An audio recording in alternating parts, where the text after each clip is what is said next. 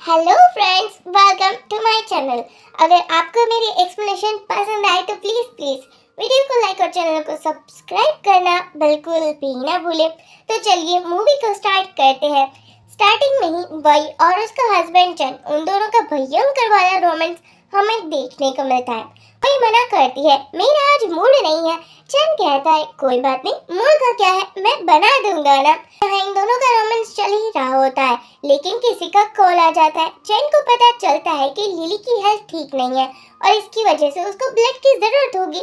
ये सुनकर तो वह घर से भागने की तैयारी पर थी, मतलब कि ऑलमोस्ट भागने ही वाली थी। वो चैन उसे रोककर बोलता है, कहाँ जा रही हो, तुम्हें पैसों की जरूरत थी ना, तो चलो तुम लिली को ब्लड दे दो, क्योंकि तुम्हारा ब्लड बहुत रेयर है और तुम्हारे ब्लड से कोई ठीक भी हो सकता है, तो इसलिए तुम्हें उसको ब्लड देना चाहिए। वही मना करती है, भला मैं इतनी समाज सेवा क्यों करूं और मैं उसको कोई भी ब्लड नहीं देने वाली। पर चैन उसकी एक भी बात नहीं सुनता। अब यहाँ में दिखाया जाता है 3 साल पहले वही और चैन ने शादी की थी।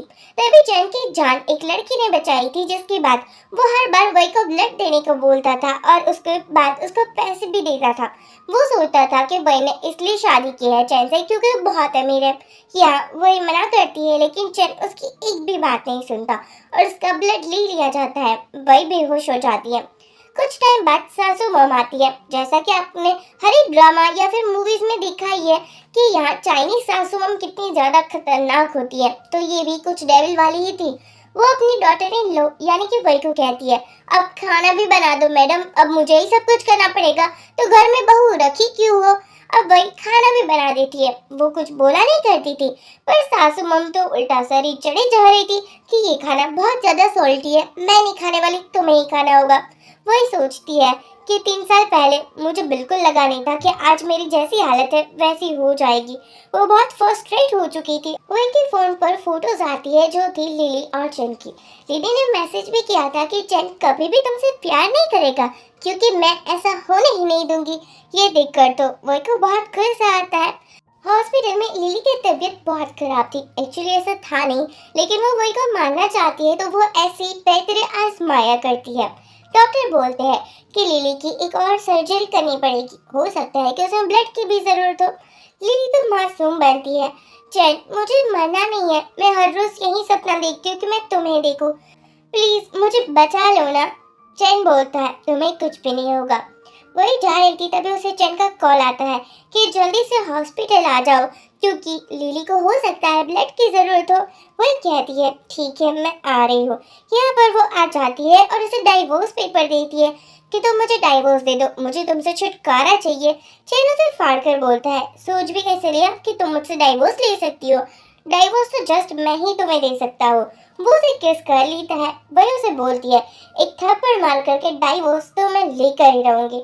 अब हम देखते हैं कि ये दोनों अंदर आते हैं, जहाँ लिली तो सोई हुई थी। डॉक्टर ने कहा था ये बेहोश है। वही को ये देखकर बहुत अच्छा लगता है और वो जाकर लिली को एक थप्पड़ मार देती है। लिली तो बहुत शॉक्ड हो चुकी थी।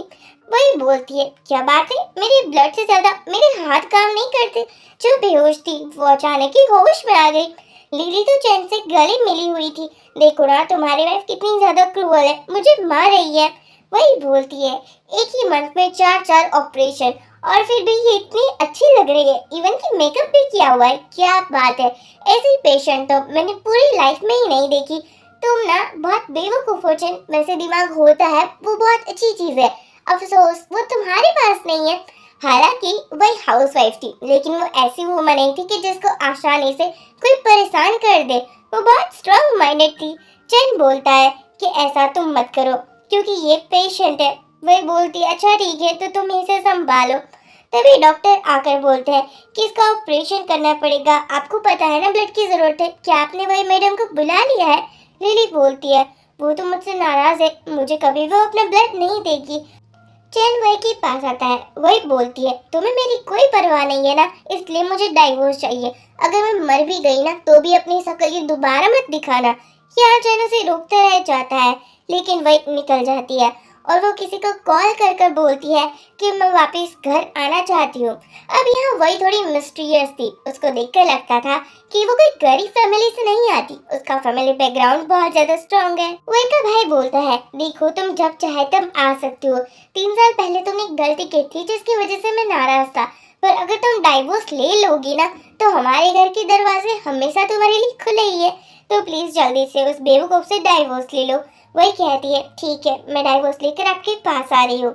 घर में लिली और सासू माँ थे। अब हर एक चाइनीज ड्रामा की तरह लिली और सासू माँ की बहुत जमती थी। लिली बोलती है, पता है आपको आंटी, वही ना कुछ ज्यादा आउट ऑफ कंट्रोल हो रही है, आपकी बहू है, आपको संभाल कर रखना चाहिए।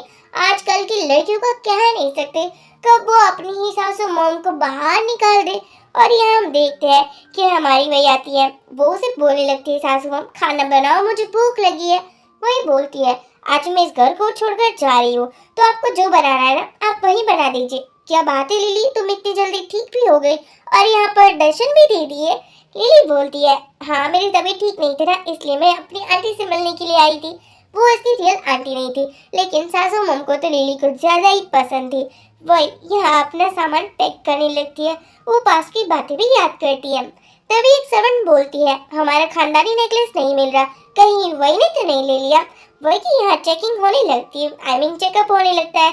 सासू मम्मा से बहुत सुना रही थी कि तुम्हें ना पैसों की ही पड़ी है, इसलिए तुम मेरे बेटे के साथ हो, तुम्हें मेरे बेटे का प्यार नहीं चाहिए, उसके पैसे चाहिए। इवन कि वो उसे थप्पड़ तक मार देती है। चैन आकर बोलता है, मेरी वाइफ के साथ ही क्या बदतमीजी हो रही है, जो आप नेकलेस की बात कर रहे हो ना वो मेरे पास था, मैं इसको पॉलिश करवाने के लिए ले गया था, आप ऐसा कैसे बिहेवियर कर सकते हैं। लिली मासूम बनकर बोलती है, ये मेरी गलती होगी ना। अब वो नेकलेस यहाँ चैन भाई को दे रहा था, वही उसको मारकर बोलती है, ये ड्रेस है और मुझे नहीं चाहिए, डाइवोर्स अग्रीमेंट रख दिया है, साइन कर लेना। और वो यहाँ से चली जाती है। चिन्नू से रोकने की ट्राई करता है, लेकिन वही उसकी एक भी बात नहीं सुनती। अब यहाँ पर सासू मॉम बोलती है, तुम्हारी वाइफ ना मुझे बहुत परेशान करती है, मुझसे सभी घर का काम भी करवाती है, इसलिए अच्छा ही हुआ चली गई, मुझे इससे कोई लेना देना नहीं है। चिन बोलता है, आप ये क्या बकवास कर रहे हो। लिली को भी अच्छा लग रहा था, हमारी वो एक क्लब में थी और पूरे मजे कर रही थी। तभी कबाब में हड्डी, लिली और चैन आ जाते हैं। चैन बोलता है कि अभी तक हमारा डाइवोर्स भी नहीं हुआ और तुम ऐसे ही लड़कों के साथ घूम फिर रही हो। वही पहले तुम अपना देख लेना, तुमने खुद ने तो गर्लफ्रेंड ढूंढ ली है और बाद में मुझे बके जा रहे हो। वो उसे इग्नोर कर देती है और यहाँ लिली फिर से चैन को बोलने लगती है कि तुम्हारी वाइफ ना कुछ ज्यादा ही कर रही है, मुझे पता नहीं था कि वो ऐसी है। यहाँ वो वैसे माफी मांगने के लिए आती है और उसे बाहर बुलाती है। वो उसे यही जता रही थी कि चैन उसे बहुत ज्यादा प्यार करता है, इसलिए तो उसने तुमसे शादी की थी। इवन कि अब ना वो मुझसे भी शादी करने वाला है तुमसे डाइवोर्स लेकर। हालांकि चैन तो लिली को अपनी बहन की तरह ही ट्रीट करता था, लेकिन लिली को कुछ ज्यादा ही तरीके से रिच बनना था और अगर ये स्पीड पकड़नी है तो उसको चैन से तो शादी करनी होगी ना। वही बोलती है कि देखो तुम्हें जो करना है ना वो करो, लेकिन वो तो उसका गला पकड़ने लगी थी। वही भी लिली को मारने लगी थी और उसका गला पकड़ लेती है। तभी चैन ये बात देख लेता है और उसे बोलता है कि तुम ऐसा कैसे कर सकती हो। लिली बोलती है, देखो ना तुम्हारी वाइफ कुछ ज्यादा ही लाउड कर रही है, मुझे लगा था तो वो मुझे मार ही देगी। चैन भी वही को बोलने लगा था कि तुम ना पागल हो चुकी हो, ऐसे कौन करता है, किसी को कोई मार सकता है क्या। वही बोलती है, ठीक है तुम इस पर ही ट्रस्ट करो, मैं तो चलती हूँ, मैं भूल ही गई थी कि तुम जैसे कचरे के पास दिमाग थोड़ी ना होगा।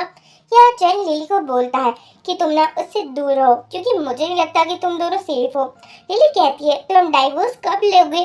चैन बोलता है, मैं जब भी लूँ, इससे तुम्हारा कोई मतलब नहीं है, और हाँ ये मत सोच लेना कि तुम मेरी वाइफ बनने वाली हो, तुमने मेरी जान बचाई थी इसलिए मैं तुम्हारी हेल्प कर रहा हूँ। अब हम देखते हैं कि हमारी वही जो कि बहुत ज़्यादा अपसेट थी, वो कॉल पर बात कर रही थी एक लॉयर से और बोल रही थी कि मुझे जल्द से जल्द डाइवोर्स चाहिए। वही एक बेकरी में जाती है जहाँ उसे लिली मिलती है। लिली जानकर ही यहाँ आई थी। वो वही को बोलने लगी थी, पता है तुम्हारे डाइवोर्स के बाद तुरंत ही हमारी शादी होने वाली है, मैं तो बहुत एक्साइटेड हूँ। और चैन ने मुझे कहा है कि वो बहुत ज्यादा एक्सपेंसिव रिंग मुझे देने वाला है। अच्छा युवा तूने डाइवोर्स का डिसीजन ले लिया, ये सब कुछ मेरे लिए बहुत बढ़िया है। वही कहती है, ठीक है तो खुश रहो लेकिन मुझसे दूर रहो। वही लिली के पैर पर मारकर जाती है, इवन कि उसका केक भी फेंक देती है कि तुम सेलिब्रेशन तो क्या ही करोगी, क्योंकि तुम ना एक नंबर की कमीनी हो, और उसे बहुत ज्यादा बुराई करती है। पर यहाँ लिली वही की कार देख लेती है और उसका ब्रेक फेल कर देती है। वही जैसे ही आती है और कार पर बैठकर जाने वाली थी, उसका एक्सीडेंट हो जाता है। यहाँ हम देखते कि ये बात चैन और लिली को भी पता चल चुकी थी। वो दोनों ही हॉस्पिटल में आते हैं। चैन बोलता है क्या है, डॉक्टर बोलते हैं वही को थोड़े से ब्लड की जरूरत होगी, ये बहुत थोड़ा सा है तो लिली को कोई प्रॉब्लम नहीं होगी, प्लीज आप इसको बोलिए कि ब्लड दे दे। पर लिली का तो नाटक स्टार्ट हो चुका था। मैं तो बहुत वीक हूँ ना, ब्लड कैसे दे सकती हूँ, तुम्हें तो पता है कि मेरी हेल्थ कंडीशन क्या चल रही है। चैन बोलता है इतने से ब्लड से तुम्हारा कुछ भी नहीं होगा, चलो ब्लड दो। लेकिन लिली के नाटक ही खत्म ही नहीं हो रहे थे, इसलिए चैन बोलता है आप किसी और से ब्लड ले लीजिए ना। तभी यान आता है और कहता है नहीं, मैं ब्लड दे दूंगा क्योंकि मुझे इस कमीनी का ब्लड मेरी वाइफ के अंदर नहीं चाहिए। यहाँ वो उसे बोलता है कि चलो तुम दोनों तो निकलो यहाँ से। चैन पूछता है तुम कौन हो। यान बोलता है मैं जो भी हूँ, तुमसे मतलब। नर्स बोलती है कि वही के फैमिली मेंबर में से कौन है उसको अंदर जाना चाहिए। यान कहता है मैं जाऊंगा। यान बोलता है मुझे पता नहीं चल रहा कि तुम ऐसे मैन को चूज कैसे कर सकते हो, उसमें तो 1% भी अक्ल नहीं है। ओ गॉड, इतने बेवकूफ मैन मैंने आज तक नहीं देखे। पर अच्छा ही हुआ तुमने डाइवोर्स का डिसीजन ले दिया है। एक्चुअली यान और वही चाइल्डहुड फ्रेंड थे। यान छोटा था वैसे, लेकिन वो उसे बहुत प्यार करता था, पर वही ने कभी भी उसे एक्सेप्ट नहीं किया क्योंकि वो उससे एक अच्छा फ्रेंड मानती थी। यान एप्पल कट करते हुए बोलता है कि तुम ना अब बिजनेस ज्वाइन कर लो। तुम भूलो मत कि तुम किस फैमिली से बिलोंग करती हो। ये सब कुछ झेलना तुम्हारे लिए आसान थोड़ी होगा, इसलिए तुम्हें उसको दिखाना होगा कि तुम कितनी ज्यादा पावरफुल हो। वही बोलती है हाँ ये तो तुम ठीक ही कह रहे हो। एक्चुअली वही ने डाइवोर्स की न्यूज़ भी अनाउंसमेंट कर दी थी और उसने बोला था कि वो चैन से इसलिए डाइवोर्स ले रही है क्योंकि चैन ने कभी भी उसको अच्छे से ट्रीट नहीं किया है। ये देखकर यहाँ तो मॉम बहुत गुस्से में आ जाती है कि ये तो चैन की इंसल्ट हुई ना, इसलिए वो डाल देती है कि वही ने कभी भी अपनी शादी में अपना 100% नहीं दिया और वो न्यूज़ अनाउंसमेंट कर देती है। लिली तो बहुत हैप्पी थी कि कम से कम उसकी फ्यूचर सासू मॉम तो उसके साथ है ना, इसलिए अब हम देखते हैं कि हमारे वही का ब्रदर बहुत गुस्से में आ जाता है कि वो दोनों अपने आप को समझते क्या है, तुम्हारे खिलाफ एक न्यूज़ आ रही है। वही बोलती है मेरे पास एक आइडिया है। अब हम देखते हैं कि एक और डाइवोर्स के रिलेटेड न्यूज़ आती है जिसमें हमारा चैन बहुत बुरी तरीके से फंस चुका था क्योंकि उसमें लिली और चैन की फोटोज थी जहां वो बहुत क्लोज थे। और अब यहाँ वही ने ये बोला था कि वो डाइवोर्स इसलिए ले रही है क्योंकि चैन उसे चीट कर रहा था और लिली थर्ड पार्टी है। ये देखकर तो लिली को बहुत गुस्सा आ जाता है कि मेरे बारे में कोई ऐसा कैसे कह सकता है। और चैन की रेप्यूटेशन भी बहुत बुरी तरीके से बिगड़ चुकी थी। इवन कि यहाँ तो चैन के स्टॉक की प्राइसेस भी बहुत लो होते जा रहे थे। इवन के सभी प्रोजेक्ट भी उसके हाथ से चले जा रहे थे। अब हम देखते हैं कि एक पार्टी होती है जिसका इनविटेशन वही को भी मिला था। वही अपने भाई से बातें कर रही थी कि वो ना चैन की कंपनी को बैंकरप्ट करवा देगी। भाई बोलता है तुम्हें जो भी करना है वो करो, लेकिन तुम्हारी रियल आइडेंटिटी अनाउंसमेंट कर दो ताकि तुम पर कोई सवाल ना उठाए। वही बोलती है अभी इसका टाइम आया नहीं है। यहाँ आकर कहता है कि वही तुम मेरी पार्टनर बन जाओ इस पार्टी के लिए, मैं सभी के होश उड़ाना चाहता हूँ और स्पेशली तुम्हारे उस एक्स हस्बैंड का। वही मान जाती है ठीक है हम दोनों साथ में चलेंगे। लिली चैन के साथ थी, वो फाइनली हैप्पी थी कि अब ना लिली का चांस आने वाला है और वही तो आउट ही हो चुकी है। वो बहुत ज्यादा एक्साइटेड थी, लेकिन तभी इस पार्टी में वही और ज्ञान भी आते हैं। वही तो बहुत ज्यादा खूबसूरत लग रही थी। लिली बोलती है ये क्या है, अभी तुम्हारा डाइवोर्स ऑफिशियली हुआ भी नहीं है और तुम अपने बॉयफ्रेंड के साथ हो। वही कहती है हाँ तुम अपना भी तो देख लो ना, क्योंकि तुम भी तो मेरे एक्स हस्बैंड के साथ हो। वैसे मुझे कोई फर्क नहीं पड़ता, तुम दोनों बहुत ज्यादा सिमिलर हो, एक नंबर के कचरे और गवार। यहाँ वो उन दोनों को बहुत ज्यादा सुनाती है। चैन तो ये अवतार देखता ही रह गया था कि देखो ये कितनी ज्यादा बोल रही है। वही बोलती है क्योंकि है ना मैं एक मिस्ट्रेस से बात तो नहीं करना चाहती, मुझे ना अपनी रेपुटेशन की बहुत पड़ी है और तुम जैसी वुमन से बात कर कर मेरी रेपुटेशन बिगड़ सकती है। तो प्लीज तुम ना मुझसे दूर रहा करो और मेरे मुंह तो बिल्कुल भी मत लगा करो। यह सासू मम तो गुस्से में आ जाती है, तुम्हारी वाइफ के तो पर निकल आए हैं, I am sorry ex wife के। अब हम देखते हैं कि यहाँ ऐसे ही पार्टी चल रही थी, हमारी वही बात कर रही थी, तभी लिली आती है और बोलती है कि तुमने सोचा क्या कि तुम इस पार्टी में आकर चैन का अटेंशन लोगी। ऐसा तो हो नहीं पाएगा क्योंकि बहुत जल्दी हम शादी करने वाले हैं। वही बोलती है, एक ही एक बात कहकर तुम पका क्यों रही हो? देखो मेरे कान पक चुके हैं तुम्हारी बकवास सुनकर, तो यहाँ से जाओ और अपना काम करो। वो जाने वाली थी, लेकिन लिली बोलती है कि चलो देखते हैं कि चैन तुम पर ट्रस्ट करेगा या फिर मुझ पर। ये कहकर वो उसको धक्का दे देती है। ये दोनों ही गिर चुके थे। तभी यहाँ चैन और उसकी मॉम आ जाती है। चैन बोलता है कि तुमने लिली को धक्का कैसे दिया? यान कहता है, अबे ओ आंटी, तुम पहले अपने बारे में देख लो ना। देखकर तो लग रहा है कि तुम खुद गिरी हो और मेरी वाइफ पर बोल रही हो। वो तो पूरा साथ दे रहा था वही का। अब यहाँ लिली का थोड़ा ब्लड लॉस हो चुका था। चैन बोलता है, क्या तुम्हें ब्लड की जरूरत है? वही तुम्हें दे देगी ना। लिली भी रिक्वेस्ट करने लगती है कि प्लीज मुझे ब्लड दे दो ना, मुझे इसकी जरूरत है। तुम इतना तो हम्बलनेस दिखा ही सकती हो ना। वो कहती है, तुम्हारी एक्टिंग स्किल तो कुछ ज्यादा इम्प्रूव होती जा रही है। देखो मैं तो तुम्हें अपनी ब्लड की एक बूंद भी नहीं देने वाली। वही लिली को थप्पड़ मारकर बोलती है कि तुम्हें क्या लगा था पैसों के दम पर तुम दोनों कुछ भी कर सकते हो? वैसे तुमने मुझे गिराया था, मैंने तुम्हें नहीं। और यहाँ सभी लोग भी आ जाते हैं। चैन बोलता है, क्या लिली तुमने ये सब कुछ किया था? वह कहती है, क्या बात है, तुम अपने मिस्ट्रेस पर सवाल उठा रहे हो? और यहाँ वो इन दोनों को बहुत ज्यादा पैसे देकर बोलती है, थर्ड पार्टी हो तुम, इसलिए ले लो ये पैसे। और तुम भूलो मत कि तुम्हारी औकात ना एक मिस्ट्रेस की है, तो ज्यादा ऐसे मत बनो कि तुम वाइफ हो। वो यहाँ इन दोनों को बहुत ज्यादा सुनाकर चली जाती है। अब हम देखते हैं कि ज्ञान भी बोलता है कि मेरी वजह से दूर रहना। यहाँ चैन बोलता है कि मुझे सीसीटीवी कैमरे की रिकॉर्डिंग चाहिए। अब यहाँ वो कुछ पता भी लगा रहा था। एक्चुअली बहुत टाइम पहले हमारे चैन की किसी ने जान बचाई थी और उसको लग रहा था कि वो लिली है, लेकिन आज के एक्सीडेंट के बाद उसको डाउट भी होने लगा था। अगले दिन हम देखते हैं कि हमारी लिली तो चैन की असिस्टेंट बन चुकी थी। चैन बोलता है, कल तुमने जो किया था वो बिल्कुल ठीक नहीं था। लिली कहती है, माफ कर दो ना, मैं थोड़ा फ्रस्ट्रेट हो चुकी थी, लेकिन मैं तुम्हारी असिस्टेंट तो बन ही सकती हूँ ना। चैन कहता है कि अब तुम्हारी हेल्थ ठीक हो चुकी है। लिली बोलती है, हाँ अब मैं थोड़ी बहुत ठीक हो चुकी हूँ। अब हम देखते हैं कि उसको पता चल चुका था कि चैन पता लगा रहा है कि किसने उसकी जान बचाई थी। ऑब्वियसली वो वही थी, लेकिन लिली बिल्कुल नहीं चाहती थी कि ये बात चैन को पता चले। चैन एक इनॉग्रेशन पार्टी में आता है। यहाँ पर सभी लोग सू ग्रुप के वाइस प्रेसिडेंट की बातें कर रहे थे। एक्चुअली किसी को भी नहीं पता था कि वो वाइस प्रेसिडेंट है कौन, उसका जेंडर क्या है, इवन कि वो कैसा दिखता है या दिखती है। चैन भी उसके साथ बिजनेस करना चाहता था। वो अपने एक फ्रेंड से मिलता है जो कि वो भी बिजनेस ही करता था। वो बोलता है, अगर मुझे वाइस प्रेसिडेंट मिली तो मैं तुम्हें भी दिखा दूंगा। मुझे भी पता नहीं है कि आखिरकार वो लड़का है या लड़की। वो बहुत मिस्टीरियस है। अब हम देखते हैं कि चैन बातें कर रही थी, तभी यहाँ वही आती है और वो ब्लैक ड्रेस पहन कर आई थी। वो बहुत ज्यादा क्यूट दिख रही थी। लिली को ये बर्दाश्त नहीं होता और वो बोलती कि क्या ये ड्रेस तुमने रेंट पर ली है, और वो भी अपना ब्लड बेचकर या फिर अपनी बॉडी बेचकर? क्या किया है तुमने? क्योंकि तुम्हारे पास चैन जितना अच्छा मैन थोड़ी ना है। वही बोलती है, मुझे किसी मैन की जरूरत नहीं है, क्योंकि मैं तुम्हारी तरह किसी के पैसों के पीछे नहीं पड़ी हूँ। और कहा था ना, मेरी मुंह मत लगना, चलो निकलो यहाँ से।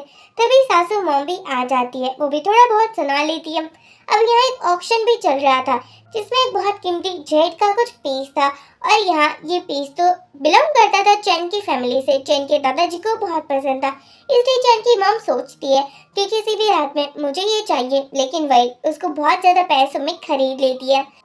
मम बोलती है, तुम्हारे पास इतने पैसे होंगे नहीं, क्योंकि तुम्हारे पास कुछ है ही नहीं, और सभी पैसे तो तुमने हम पर उड़ा दिए थे ना, तो इसलिए क्यों ना तुम ये पैसे ले लो और मुझे ये दे दो। लेकिन वही के पास तो ब्लैक कार्ड था, क्योंकि वही के पास तो ब्लैक कार्ड था, इसलिए वो ब्लैक कार्ड को स्वाइप करने को बोलती है। ये देखकर तो लिली शॉक्ड हो जाती है और उसे बोलती है, तुमने वो पीस जीत लिया है तो क्यों ना तुम ये ड्रिंक कर लो, क्योंकि पता है मैं सेलिब्रेशन करना चाहती हूँ। वही ड्रिंक कर लेती है और तुरंत ही बेहोश भी हो जाती है। लिली उसके एक रूम में आती है जहाँ सू फैमिली का वाइस प्रेसिडेंट रहने वाला था। लिली को लग रहा था कि वो एक मेल होगा और वो वही को वहाँ रख देगी और उसका कैरेक्टर लेस कह देगी। इवन कि वो तो रिपोर्टर्स को भी कॉल कर लेती है, लेकिन वही तो जगी हुई थी, उसे कुछ हुआ ही नहीं था। लिली तो देखकर शॉक्ड ही हो जाती है, क्या तुम ठीक हो? ऐसा कैसे हो सकता है? वही बोलती है, तुम्हारी ये ट्रिक बहुत पुरानी हो चुकी है, इसलिए मुझ पर तो ये नहीं खेलना। और तुम्हें क्या लगा इतनी आसानी से तुम मुझे बेवकूफ बना सकती हो? लिली बोलती है, देखो तुम भी एक मिस्ट्रेस ही बनने वाली हो, क्योंकि ये रूम ना वाइस प्रेसिडेंट का है और तुम्हारे पास उसकी रूम की भी है, तो तुम बताओ तुम्हारा और उस वाइस प्रेसिडेंट का क्या रिलेशनशिप है? वो उसे बोलने लगी थी, लेकिन यहाँ चैन आ जाता है और लिली को बोलता है, तुम तो निकलो यहाँ से, मैंने सब कुछ सुन लिया है जो तुमने किया है, ऐसा मुझे उम्मीद नहीं थी। वही बोलती है, तुम भी निकलो, यहाँ क्या कर रहे हो, तुम्हें अपने मिस्ट्रेस के साथ जाना चाहिए। चैन बोलता है, तुम यहाँ क्या कर रहे हो, तुम्हारा और वाइस प्रेसिडेंट का क्या रिलेशन है। वही बोलती है, तुम होते कौन हो, it's none of your business, मैं तुम्हें बताना जरूरी नहीं समझती, इसलिए जस्ट गेट लॉस्ट। यहाँ पर यान जो कि शावर लेकर आता है। चैन बोलती है, ये तुम्हारे रूम में क्या कर रहा है, तुम दोनों एक रूम में क्या कर रहे हो। वही बोलती है, अभी कहा ना ये तुम्हारा बिजनेस नहीं है, तुम निकलो ना यहाँ से। चैन उसके क्लोज आकर बोलता है, वो एक प्ले बॉय है, तुम उससे दूर हो। वही बोलती है कि कोई भी लड़का मुझे डिजर्व कर सकता है, क्योंकि कोई भी लड़का तुम जितना गंदा नहीं होगा। यहाँ आकर बोलता है कि क्या चल रहा है सब कुछ, मुझे कुछ भी समझ नहीं आ रहा। मॉम तो चैन को बोलने लगी थी कि वो जेट ब्रेसलेट जो कि हमें चाहिए था वो ना ले लिया है वही ने, और उसके पास ब्लैक कार्ड भी था, पता नहीं उसके पास इतने ज्यादा पैसे कहाँ से आ गए हैं। अब हम देखते हैं कि सभी लोग बातें कर रहे थे सू फैमिली के, सू ग्रुप के वाइस प्रेसिडेंट के बारे में। यान बोलता है, क्वीन हमेशा लेट ही आती है और तभी वही आती है, सबको पता चल जाता है कि वही सू ग्रुप की वाइस प्रेसिडेंट है। सासू माँ तो बोलने लगी थी कि पता नहीं इसको इतनी अच्छी पोजीशन कैसे मिल चुकी है, ऐसे ही अपनी बॉडी या फिर ब्लड का यूज किया होगा। वो तो उसकी बुराई करने लगी थी। आप अपने मुंह पर लगाम रखिए, क्योंकि वो हमसे बहुत ज्यादा पावरफुल है। एक और बिजनेसमैन जो कि वही को चैन से इंट्रोड्यूस करवाता है और बोलता है कि ये फू फैमिली का चैन है और ये अपने कंपनी का सीईओ भी है। वही कहती है, अच्छा इसका नाम तो मैंने कभी भी नहीं सुना। वो बहुत अनजान बनने की ट्राई कर रही थी। चैन वही को डांस पर लाता है, लेकिन वही उसके पैर पर पैर मार रही थी, पर तुरंत ही चैन वही को किस कर लेता है। यान आकर चैन को पंच मारकर बोलता है कि तुम इससे दूर हो, तुम्हारा और इसका कोई रिलेशन नहीं है, कितनी बार बोलना पड़ेगा। चैन बोलता है, ये मेरी एक्स वाइफ है, ये क्या तुम भूल गए।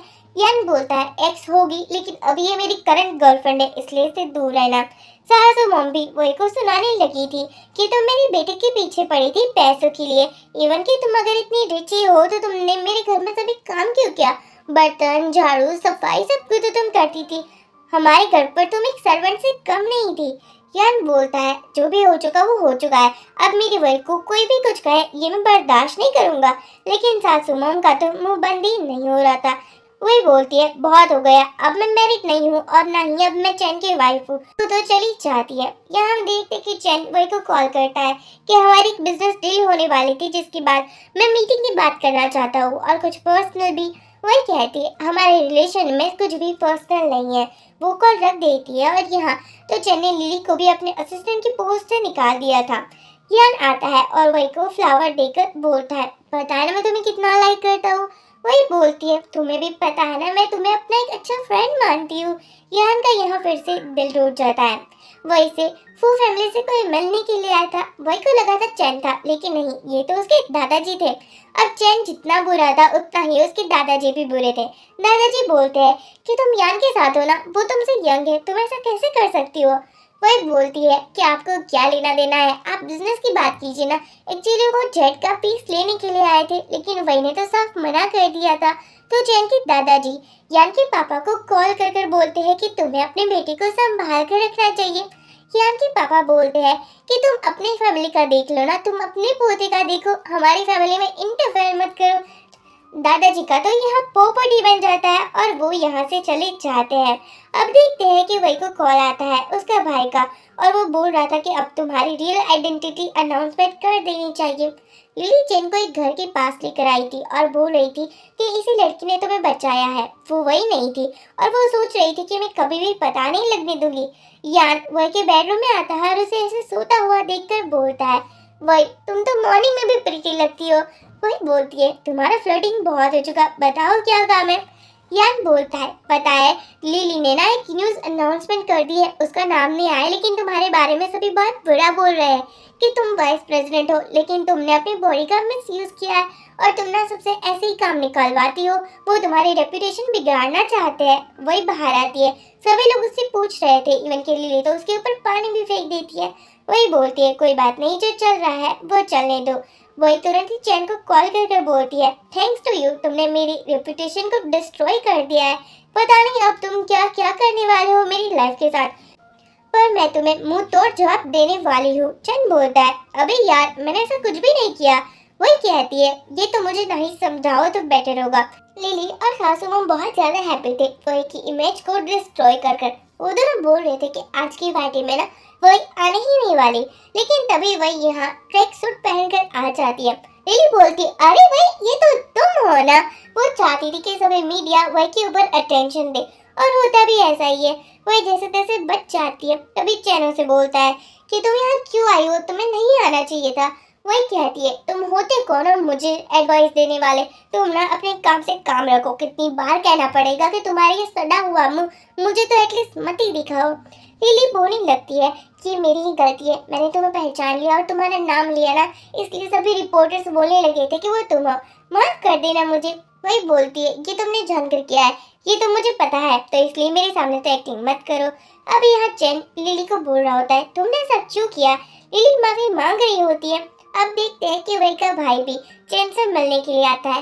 भाई तो चैन से बिल्कुल भी इम्प्रेस नहीं था, वो उसे नफरत करता था और वो बोलता है अच्छा तुम्हारा डाइवोर्स हो चुका है ना, इतनी जल्दी तुम्हें अपने लिए मिस्ट्रेस भी मिल गई। वही का भाई बोलता है चैन मुझे पता नहीं था कि तुम्हारी चॉइस ऐसी होगी। उसका कहने का तरीका बहुत ज्यादा गलत था, लेकिन लिली तो इम्प्रेस हो चुकी थी। उसको लगा था कि अब ये बंदा भी उस पर अटेंशन देने लगा है। वही का भाई बोलता है कि आजकल ऑनलाइन में बहुत ज्यादा रूमर्स चल रहे हैं कि मेरा और मेरी कंपनी के वाइस प्रेसिडेंट के बीच में एक रिलेशन है। हाँ ये बात सच है, हम दोनों के बीच में एक बहुत अच्छा रिलेशनशिप है। अब यहाँ वो वही को बुलाता है और बोलता है हम दोनों के बीच में भाई बहन का रिलेशनशिप है, ये मेरी इकलौती बहन है और ये ना सू फैमिली की हायर भी बनने वाली है। जो सू कंपनी है ये भी इसके नाम पर ही है, इसलिए हम दोनों का बहुत अच्छा रिलेशनशिप है। एक बंदी पूछती है भाई आपकी तो शादी हो चुकी थी ना चैन के साथ। वही बोलती हाँ बिल्कुल, लेकिन अब हमारा डाइवोर्स हो चुका है। क्या करूँ, मेरी एक्स हस्बैंड की एक मिस्ट्रेस थी, थर्ड पार्टी, जो अभी भी यहाँ आई हुई है। सभी लोग लिली को देखने लगे थे और उसके बारे में भला बुरा बोलने लगे थे कि इसने तो एक हंसती खेलती शादी को ही डिस्ट्रॉय कर दिया है। अब देखते हैं। लिली बोलती है नहीं वो मैं नहीं थी। यहाँ वही बोलती है कि मिस्ट्रेस नहीं लेकिन मर्डरर भी है। वो एक वीडियो चलाती है जहाँ वही की कार की ब्रेक लिली फेल कर रही थी, इसलिए वही बोलती है मुझे लगता है पुलिस को बुलाना चाहिए हमें, क्योंकि यहाँ एक क्रिमिनल है। लिली तो बोलने लगी थी चैन को प्लीज मुझे माफ कर दो, मैंने कुछ भी नहीं किया, मुझे पुलिस के हाथों नहीं जाना, भूलो मत कि मैंने तुम्हें बचाया है। लेकिन चैन उसकी एक भी बात नहीं सुनता। लिली वही को मारने वाली थी लेकिन चैन आगे आ जाता है। सासू माँ बहुत बोल रही थी कि तुम्हारी वजह से ये सब कुछ हुआ है, इवन कि वो तो लिली का नाम तक नहीं ले रही थी। फिर क्या था, वही को गुस्सा आ जाता है। वो अपनी सासू माँ को एक थप्पड़ मार देती है और बोलती आप कुछ ज्यादा ही बोल रहे हो। जैसे ही चैन को होश आता है वो वही को बुलाता है। वही बोलती ही माफ कर देना, मेरी वजह से ये सब कुछ हो चुका है, लेकिन तुम्हें मुझे बचाने की कोई जरूरत नहीं थी। चलो अब जबकि तुमने मुझे बचा ही लिया है तो मैं तुम्हारे साथ वो प्रोजेक्ट साइन करने को रेडी हूँ। चैन तो सोचता है कि मुझे पता ही नहीं था कि मेरी वाइफ इतनी ज्यादा टैलेंटेड है, मैंने ये बात कभी नोटिस ही नहीं की। इसलिए वो बोलता है मैं तुमसे प्यार करता हूँ आज भी। लेकिन वही उसे बोलती है हम दोनों के बीच में जस्ट एक प्रोफेशनल रिलेशनशिप है, पर्सनल होने की जरूरत नहीं है। वो तो बाहर आ जाती है। यान वही से बोलता है कि तुम्हें इस लड़के से दूर रहना चाहिए। वही कहती है ठीक है बाबा। दूसरे दिन भी वही आती है और उसको लगा था कि चैन की डेथ हो चुकी है। वो बहुत हर्ट होने लगी थी, हालांकि वो चैन से नफरत करती थी लेकिन दिल के कोने में तो प्यार भी था ना, इसलिए चैन को देखने लगी थी। चैन बोलता है मैं मरा नहीं हूँ, ठीक हूँ। वो उसको अपने पास कर लेता है। वही बोलती है मुझे लगा तुम मर चुके हो, पर अच्छा ही होता अगर तुम मर जाते। अब यहाँ चैन की पट्टियाँ लग रही थी। डॉक्टर बोलता है कि अगर आप इसकी वाइफ हो तो आपको इसकी केयर करनी चाहिए, आपके हस्बैंड बहुत ज़्यादा बीमार है। चैन बोलता है कि तुम्हें अब मेरी केयर करनी होगी जब तक मैं ठीक नहीं हो जाता। यहाँ तो वो उसे खाना खिलाने को भी बोल रहा था। तभी यान आकर बोलता है अरे यार मैं खिला देता हूँ ना, क्या ही फर्क पड़ता है, वही के हाथ से खाओ या फिर मेरे हाथ से खाओ, हम दोनों एक ही तो है। वो उसे खिलाने लगा था और यहाँ कबाब में हड्डी भी बन रहा था। वही चैन के घर आ जाती है। चैन उसको क्लोज करता है और बोलता है कि मैंने तुम्हारी ये अच्छी स्माइल तो कभी देखी ही नहीं है। वो उसे किस करने वाला था लेकिन वही हट जाती है। अब हम देखते हैं कि वही नीचे आती है। सासू मॉम बोलती है तुम्हारा डाइवोर्स हो चुका है, अब इस घर में क्या लेने के लिए आई हो तुम। वही बोलती है ये बात आप अपने बेटे से क्यों नहीं पूछ लेते। वो यहाँ फिर से बकबक करने लगी थी। तभी चैन आकर बोलता है मैंने मना किया था ना कि आप मेरे घर पर नहीं आएगी, आपने और लिली ने मिलकर पता नहीं वही को कितना ज्यादा बुली किया है, इसलिए आपसे आप यहाँ नहीं आएगी। वो गिर जाती है और सोचने लगती है कि क्या हो गया ये। यान कहता है अब आपका बेटा चला गया है, ये एक्टिंग बंद करो आंटी।